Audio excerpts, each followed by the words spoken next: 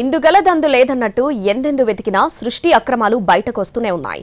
అండపిండ బ్రహ్మాండమంటూ డ్రామాలాడి దారుణంగా మోసం చేసిన డాక్టర్ నమ్రత కస్టడీ విచారణలో సంచలన విషయాలేంటో చూద్దాం. తెలుగు రాష్ట్రాల్లో సంచలనం సృష్టించిన సృష్టి టెస్ట్ ట్యూబ్ బేబీ సెంటర్ కేసులో విస్తుపోయే వాస్తవాలు వెలుగు చూస్తున్నాయి. ప్రధాన నిందితురాలు డాక్టర్ నమ్రతను పోలీసులు కస్టడీలోకి తీసుకున్నారు. నకిలీ సరోగసీ, ఐవీఎఫ్, శిశువుల అక్రమ రవాణా అంశాలపై విచారణ చేస్తున్నారు. మొదటి రోజు కస్టడీలో భాగంగా చైల్డ్ ట్రాఫికింగ్, అక్రమంగా సరోగసీ, ఐవీఎఫ్లపై విచారణ జరిపితే నోరు మెదపలేదు. ఏ ప్రశ్న అడిగినా కూడా తాను ఏ తప్పు చేయలేదని, నేను సర్వీస్ చేస్తున్నాను తప్ప మోసం చేయలేదని మొసలి కన్నీరు కారుస్తున్నట్టు సమాచారం. అయినా పోలీసులు తమదైన శైలిలో డాక్టర్ నమ్రతను విచారణ చేసి స్టేట్మెంట్ రికార్డ్ చేశారు. పిల్లల్ని కనాలనే కోరికతో ఐవీఎఫ్ కోసం వచ్చే దంపతులను డాక్టర్ నమ్రత సరోగసి వైపు మళ్లించేది. అనంతరం సరోగసి చేయకుండానే చేసినట్లుగా నమ్మించి వారి వద్ద నుంచి 30 నుంచి 50 లక్షల వరకు దోచుకునేదని పోలీసుల విచారణలో తేలింది. బాధితులతో మాట్లాడిన సమయంలో 50 నుండి 60 మందికి పైగా సరోగసి పేరుతో మోసం చేసి ఉండొచ్చని పోలీసులు అంచనా వేస్తున్నారు. అయితే ఇంతమంది పిల్లలను ఎక్కడి నుండి తెచ్చారు, వారి తల్లిదండ్రులు ఎవరు, ఒక్కొక్క శిశువును కొనడానికి ఎంత నగదిచ్చారు అనే వాటిపై ఆరా తీస్తున్నారు పోలీసులు. శిశువులు ఎక్కువగా గుజరాత్, రాజస్థాన్, ఏపీ నుంచి ట్రాఫికింగ్ చేసినట్లు పోలీసులు అనుమానిస్తున్నారు.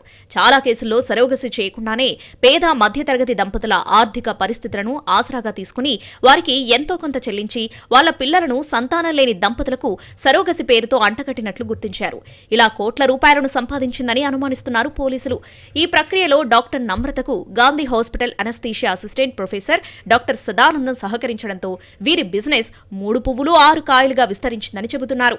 మరోవైపు పోలీసులు నమ్రతతో పాటు ఆమె టీం, ఆమె ఏజెంట్లు, ఏఎన్ఎంలు, ఆశా వర్కర్ల పాత్రపైన ఆరా తీస్తున్నారు.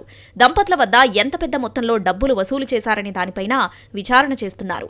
విజయవాడ, వైజాగ్, హైదరాబాద్ సృష్టి ఫెర్టిలిటీ బ్రాంచులపై వివరాలను సేకరించిన పోలీసులు వీరి దగ్గరకొచ్చిన క్లయింట్స్ కి కాల్స్ చేస్తే చాలా మంది భయంతో స్పందించడం లేదని తెలుస్తోంది.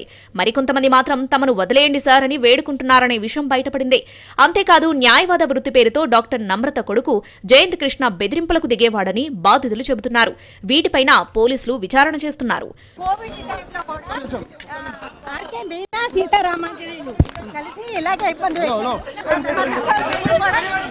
కోసం అడిగారు, మేము అరేంజ్ చేసాం. వాళ్ళు భార్యాభర్తల గొడవల్లో అడాప్షన్ అనేది తీసుకోకుండా వదిలేశారు.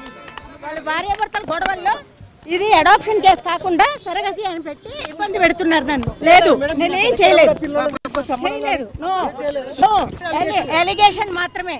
మొదటి రోజు కస్టడీ విచారణలో నమ్రతలో ఎలాంటి పశ్చాత్తాపం లేదని తెలుస్తోంది. పైగా పిల్లలను దత్తత కోసం అరేంజ్ చేశామని బహిరంగంగానే నమ్రత మాట్లాడుతుందంటున్నారు పోలీసులు.